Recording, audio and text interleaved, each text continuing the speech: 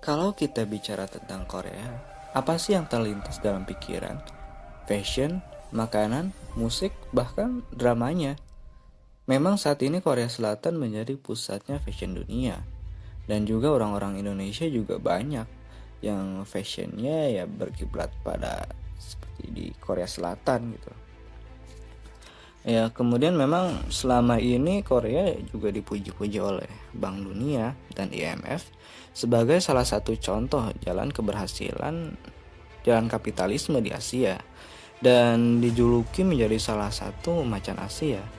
Namun tidak banyak yang tahu bahwa jalan kapitalisme itu tidak dapat berhasil dengan melakukan eksploitasi terhadap kaum buruh melalui sistem industrial yang anti buruh dengan dukungan politik stabilitas rezim militer. Jalan kapitalisme di Korea diinjeksi oleh Amerika Serikat, tentunya lewat penciptaan perang saudara dengan dalih bahaya komunis melalui perang Korea tahun 1950 sampai tahun 1953. Kita tahu peristiwa bahwa pada tahun tersebut pecah antara menjadi Korea Utara dan Korea Selatan.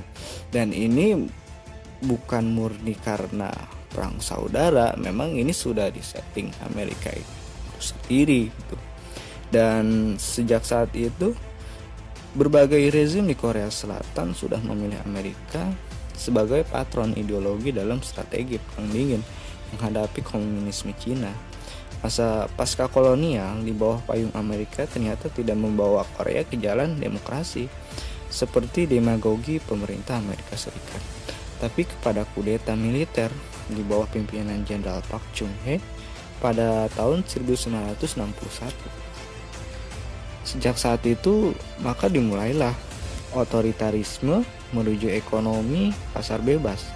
Segala hal untuk mendorong penetrasi pasar bebas dan kepentingan kapitalisme dihalalkan dengan melakukan pelarangan atas serikat buruh. Pemberangusan hak-hak sipil dan eksploitasi kaum buruh di negerinya sendiri ini merupakan suatu plot klasik ya ala perang dingin lah, yang kemudian dipraktikkan di kubu kapitalisme di bawah komando Amerika di berbagai negara. Ya termasuk juga seperti di Indonesia pasca Oktober ya 1965.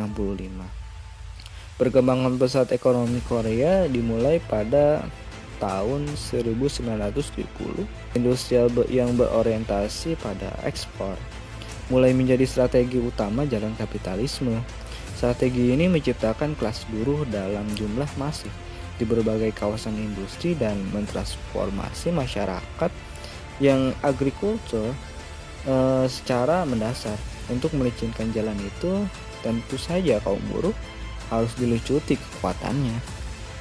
Ya, langkah pertama adalah menangkapi para aktivis buruh, melarang segala bentuk pemogokan, dan melakukan restrukturisasi atau ya serikat buruh boneka rezim FKTU, Federation of Korean Trade Union.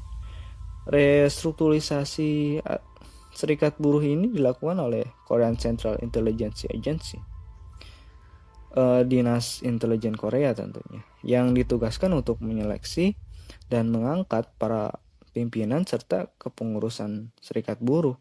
Pada tahun 1963, dengan naiknya Jenderal Park menjadi presiden, undang-undang perburuhan lama juga direvisi karena dianggap terlalu liberal gitu, dan yang mendasar buruh dijamin oleh konstitusi, yaitu hak berserikat, hak membuat kesepakatan kerja bersama, dan hak untuk mogok. Dengan memberikan pembatasan dan 3 hak mendasar tersebut, revisi undang-undang juga memberikan kewenangan di intervensi yang luas pada negara untuk terlibat dalam urusan industrial. Di bawah situasi yang represif seperti ini, kaum buruh Korea sedang tumbuh diintegrasikan ke dalam strategi pasar bebas dunia. Sepanjang tahun 1971 hingga 1980-an, ekonomi Korea tumbuh rata-rata 7,8% per tahun. dan sektor industri manufaktur tumbuh 14,8% per tahun. GNP per kapita juga mengalami lonjakan dari $289 di tahun 1971 menjadi $1.592 di tahun 1981. Semua pertumbuhan ini tentunya dikomandani oleh apa yang disebut dengan oligarki konglomerat Korea gitu, atau disebut chaebol. Chaebol adalah organisasi kapitalis yang mendapatkan monopoli dari negara untuk mendapatkan kredit, melakukan ekspor dan impor. Jalan kapitalisme ini telah mengubah secara total struktur sumbangan sektor pertanian atas GDP terus menurun setelah strategi ekspor dipraktikkan. Pada tahun 1960, sektor pertanian masih menyumbang 39,9%. Pada tahun 1980 menjadi 14,6%. Itu turun drastis. Dan bahkan tahun 1990 hanya 9% saja. Sebaliknya, sumbangan industri manufaktur GDP terus meningkat tajam gitu. Pada tahun 1960, manufaktur menyumbang 18,6%. Pada tahun 1980 menjadi 44,7%, dan tahun 1990 menjadi 46,3%. Jadi sangat meningkat sekali. Sektor pertanian itu menurun dan sektor-sektor seperti manufaktur ini kemudian meningkat pesat. Ini sudah direncanakan. Struktur demografi Korea juga mengalami perubahan dengan intensifikasi jalan kapitalisme. Modalisasi penduduk terjadi dari desa ke kota, wilayah-wilayah industri yang sedang tumbuh pesat, sehingga proses proletarianisasi terjadi dengan cepat. Jika pada tahun 1950-an itu masih ada 4/5 masyarakat Korea hidup dari pertanian gitu, maka pada tahun 1980-an kurang dari 1/5 yang masih hidup dari pertanian.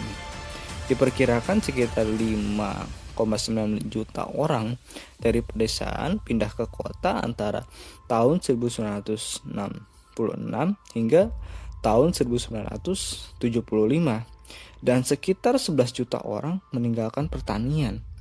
Di dekade awal pembangunan strategi industrialisasi berorientasi ekspor, kebanyakan bermigrasi adalah kaum muda pedesaan yang rata-rata berusia di bawah 30 tahun, kelompok sosial yang nantinya akan menjadi garda depan perjuangan buruh. Industrialisasi. Geografi industri manufaktur Korea tersebar sepanjang Seoul hingga Busan. Pada tahun 1984, separuh dari pekerjaan manufaktur berada di kawasan industri di sekitar area Seoul, Kyungin, dan 40%-nya itu di sekitar area Yongman, di depan dua kota besar Busan dan Daegu. Pembangunan industri barat di tahun 1970-an juga memunculkan kota-kota industri baru seperti Ulsan, Masan, Changwon, Gumi, dan Okpo.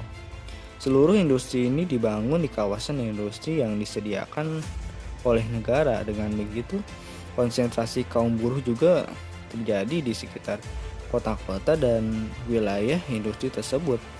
Pertumbuhan kota industri dan kawasan industri, mobilisasi tenaga kerja desa menjadi buruh di kota dalam waktu yang cepat dan masif, ditambah kebijakan anti buruh rezim militer, telah menjadi bahan bakar utama bagi kemunculan gerakan buruh di Korea.